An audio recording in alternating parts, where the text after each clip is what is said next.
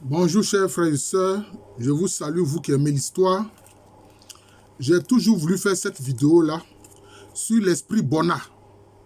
L'esprit Bona. Bon, ce type d'esprit qui sont des esprits de la nature, quelquefois, en français on dit les génies. Bon, je n'aime pas ça, je préfère dire l'esprit.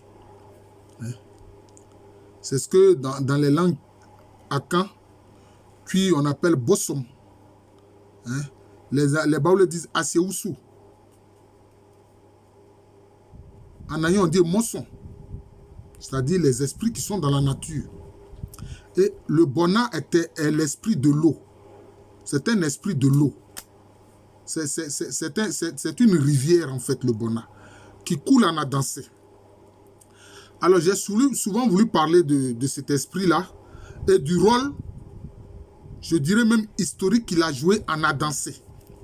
L'Adansé a été présenté comme, disons,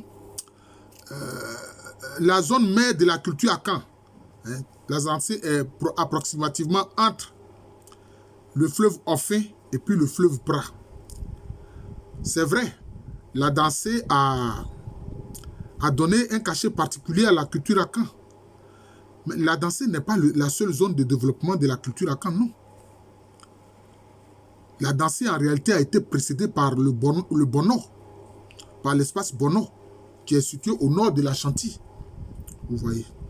Et certains ont voulu en faire le premier noyau d'élaboration de la culture et de la langue akan, notamment du Tui. Or non, on a vu les Adiana Abradé, les clans Adiana Abradé, aller créer Tufohiman. Tufo, ça veut dire ceux qui parlent la langue Tui. Tufohiman n'est pas en Adansé, vous voyez. Donc, ce que les gens ont dit à propos de la danse n'est pas toujours exact. Alors, en fait, la danse est au départ un espace. Je vais vous expliquer ça avec tous les éléments. Je viens d'indiquer cet espace à l'intérieur duquel il y avait des chefferies qui se limitaient seulement à des villages. Je reprends. La danse, avant qu'il ne devienne au XVIIIe siècle un royaume unitaire, d'ailleurs sur l'injonction du roi des Ashanti Opoku Ware. C'est Opoku Ware qui a dit aux Adansé: je ne veux pas que tous les différents chefs de différents villages viennent me parler. Non, je veux que vous ayez un représentant devant moi. Puisque l'Adansé a été conquis par l'Ashanti. Et c'est comme ça que finalement l'Adansé, à partir donc du XVIIIe siècle, je pourrais dire à l'approche, disons, un peu avant, peut-être 15 ans avant la moitié du XVIIIe siècle, devient un royaume, avec pour capitale Fomena. Et le chef de Fomena va devenir le roi de la danse. Il va devenir la danse. Mais sinon, avant, les chefferies étaient autonomes les unes des autres. Donc, ceux qui ont prétendu que l'un des critères de la canité, c'est le fait de créer un royaume, ce n'est pas vrai, c'est faux. Le cas de la danse montre bien que ce n'est pas vrai. Et je vais vous expliquer, c'est vrai. J'ai fait 2 vidéos sur la danse que j'ai intitulé la danse 1 et puis la danse 2. Mais je veux parler de l'esprit Bona. Je veux parler de l'esprit Bona, qui est, disons, un cours d'eau. C'est un cours d'eau. Les villages dans la danse étaient limités, comme je l'ai dit là. Les chefferies en Adansé étaient limitées aux villages. Donc, c'était des villages chefferies, si vous voulez. Et tous les clans, tous les matriclans qui étaient dans l'Adansé ont conclu un pacte devant l'esprit Bona, qui, je le répète, est un esprit qui habite une rivière qui coule en Adansé. Alors, que dit ce pacte-là? Ils ont juré devant l'Adansé qu'aucune chefferie ne devrait chercher à mener une politique hégémoniste. mais que toutes les chefferies doivent être autonomes les unes des autres. C'est cela. Et à ce propos, on peut citer différents villages de la Dansée, qui étaient des villages, je peux dire, autonomes les uns des autres. Et ces villages étaient dirigés par certains clans ou certains matriclans. Par exemple, vous avez Fomena où il y avait les Ekuona, le clan Ekuona. Vous pouvez aller regarder mes vidéos sur les 7 matriclans à Caen. J'ai fait 7 vidéos sur les 7 matriclans à Caen. Les Ekuona, qui étaient à Fomena. Vous avez les Bretuo. En fait, ce clan Ekuona aussi est appelé Ekuona Ahene. C'est-à-dire que c'est un clan qui a pour symbole la perle. Et puis aussi qui a pour symbole la biche royale. Voilà. C'était à Fomena. D'ailleurs, c'est eux qui, au moment où le royaume de la Dansée s'est créé sur injonction du roi des Ashanti Opoku-Waré, vont devenir, disons, vont exercer la royauté dans la Dansée. Vous avez le clan Bretuo qui dirigeait les villages de Ayase, Shreben et puis Aïnsan. Vous voyez. Et puis vous avez le clan Assigné qui dirigeait les localités les villages de Dompoase et puis Kotoboumou. Vous avez les Assona qui dirigeaient les villages de Kokobiante, Ansa, Tchétchéouré et puis un autre village, je vais venir à ce village-là, Akrofum. Vous aviez les Oyoko qui dirigeaient les villages de Abedouane et puis Edubiasi. Et puis les Asachiri avaient leur grand village qui est Akorokiri. Vous voyez. C'est cela. Et puis les Aguna étaient à Sonkwa. Les Aguna qui vont diriger le Dankira. Bon. Alors, l'esprit Bona, c'est une rivière. Et le premier Konfo, c'est-à-dire le premier devin qui a parlé au nom de cet esprit-là, la tradition se souvient encore de son nom. On l'appelle Adou Kwaku. Et il vivait sous une hutte. C'est-à-dire qu'il ne vivait pas même dans une case normale, il vivait sous une hutte. Et la hutte, c'est dit Apata.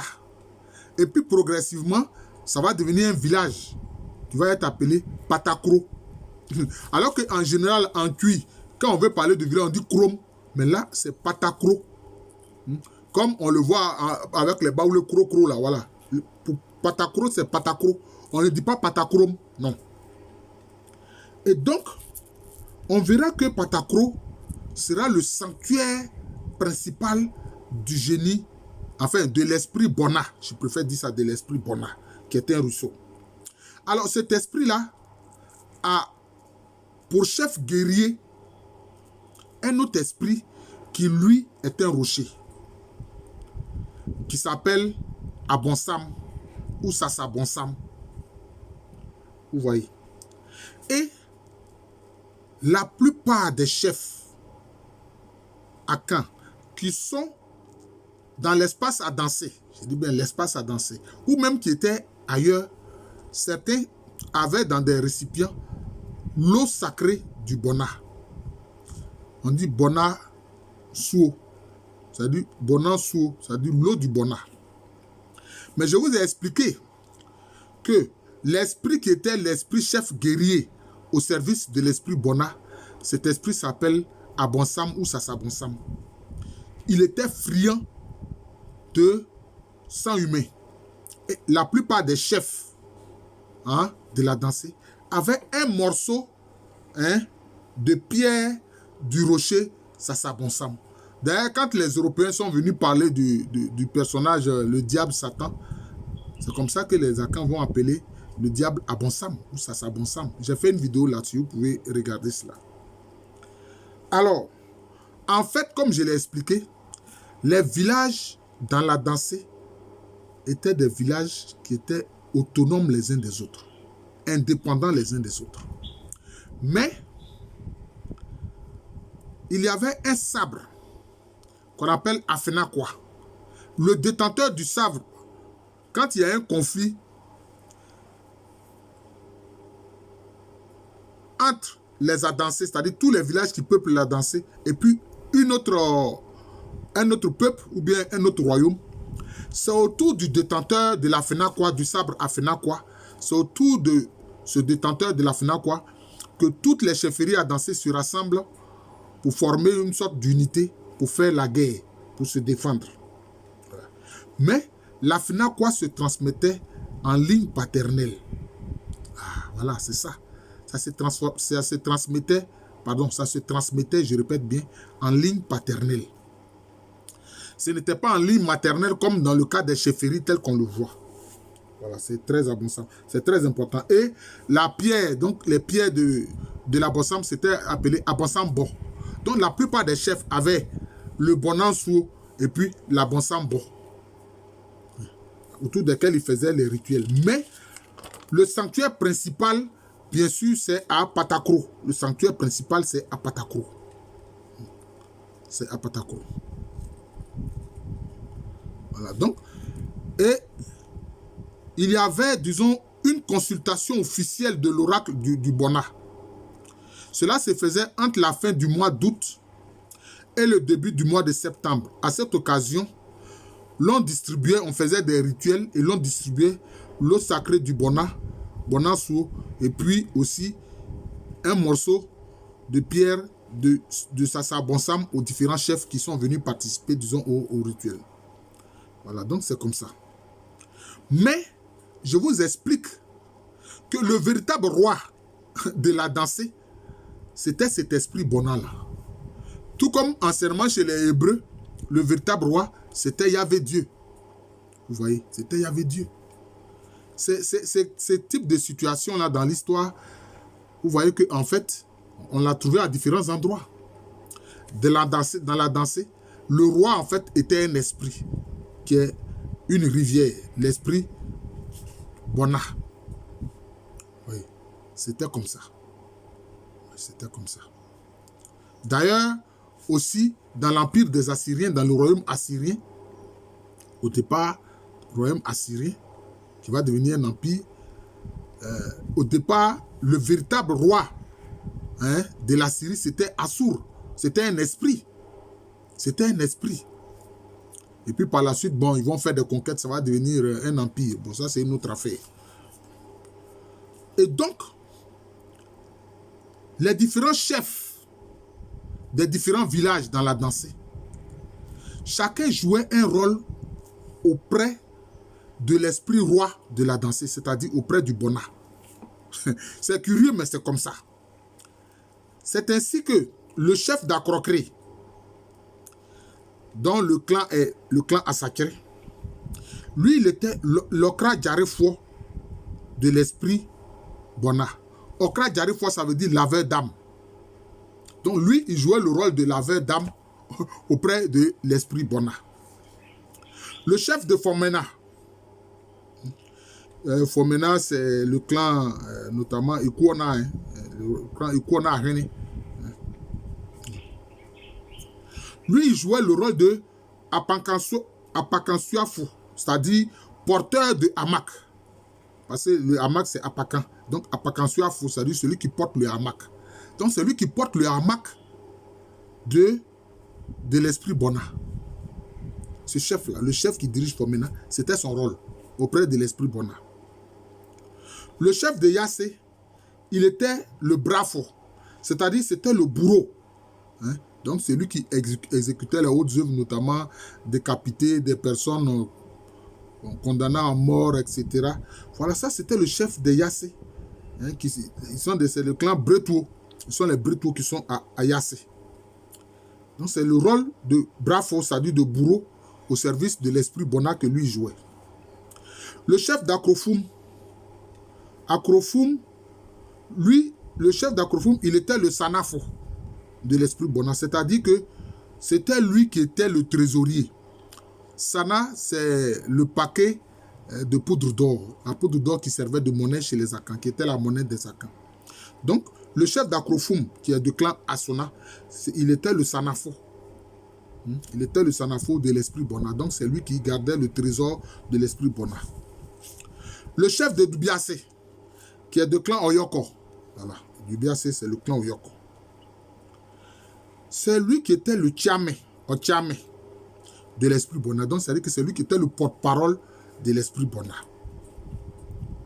Le chef de Don Poissé.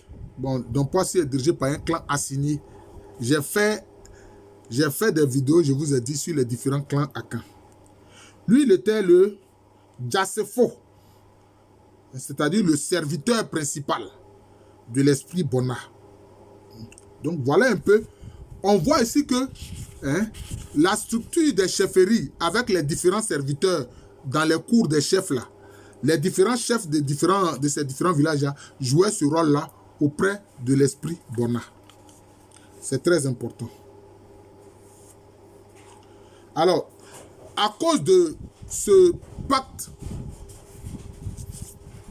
qui veut que les villages soient autonomes les uns des autres, indépendants les uns des autres, ce pacte était conclu devant l'esprit Bona. D'ailleurs, l'interdit principal de l'esprit Bona, c'était le bœuf. Il ne veut pas de bœuf, il ne veut pas de bovidé là-bas. Et ce rôle et ce pacte auprès de l'esprit Bona explique d'ailleurs le nom à danser. Bon, à danser, les gens expliquent que c'est sous la case. Odanase, sous la case. Mais il faut comprendre qu'il ne s'agit pas d'une case physique. Certains ont mal interprété en disant que oui, c'est le premier lieu où les Akans ont commencé à faire des cases. Ce n'est pas vrai. Il ne s'agit pas d'une case matérielle, mais il s'agit d'une case spirituelle, c'est-à-dire la case de la concorde. Puisque le fait que aucune chefferie ne devait chercher à avoir une attitude hégémonique vis-à-vis des autres. Donc les villages vivaient, les différents clans vivaient de façon autonome, chacun dans son village, sans chercher à dominer l'autre. Donc ça évitait, disons, les conflits. Ça évitait les conflits. Et c'est ça qui explique le nom, en fait, à danser. Voilà. C'est la construction de la case commune, mais la case commune de la concorde. Mais on va voir que cela va être rompu. Cela va être rompu. Parce que Eurade Bassa, qui était de clan assigné et qui était à Don Poissé, qui au XVIIe siècle était le détenteur de la FENAQUA, à une période du XVIIe siècle était le détenteur de la FENAQUA, il a voulu que les chefs des autres clans, enfin les chefs des autres villages, lui rendent hommage et se soumettent à son autorité. C'est ça qui va déclencher la guerre civile, qui va opposer principalement les Dankira à ceux qui vont soutenir Eurade Bassa. Et ce sont les Dankira qui vont gagner la guerre. Ce sont les Dankira qui vont gagner la guerre. Et donc, c'est eux donc qui vont dominer, après cette guerre-là, l'espace Akan. Voilà.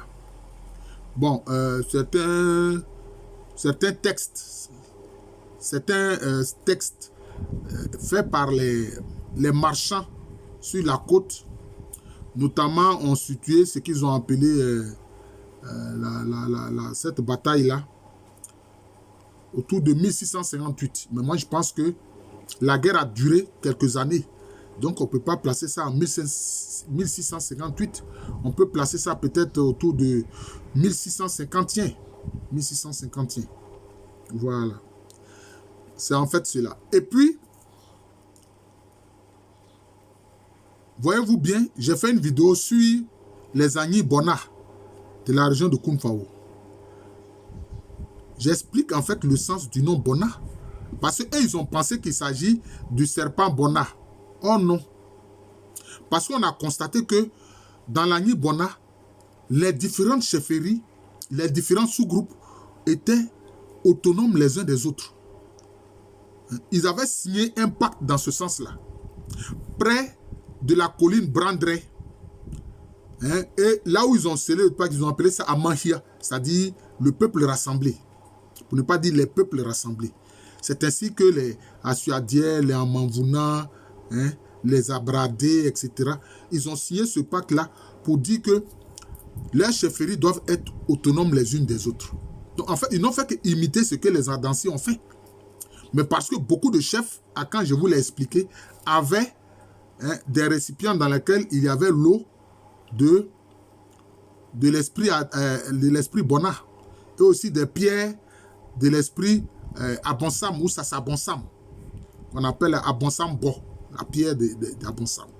Donc, c'est sur cette base-là qu'ils ont été appelés Agnibona, qui se sont fait appeler Agnibona, par rapport à cet esprit-là, qui était l'esprit roi de la danse. Donc, je vous remercie. J'avais voulu donc parler de cet esprit-là, qui était le véritable roi de la danse. Jusqu'à ce que, bon, il y ait les bouleversements qu'on a connus vers le milieu du XVIIe siècle. Je vous remercie.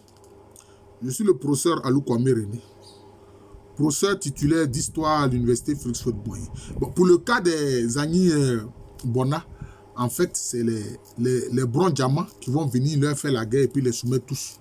Voilà, ils vont venir les soumettre tous. Voilà, donc c'est comme ça.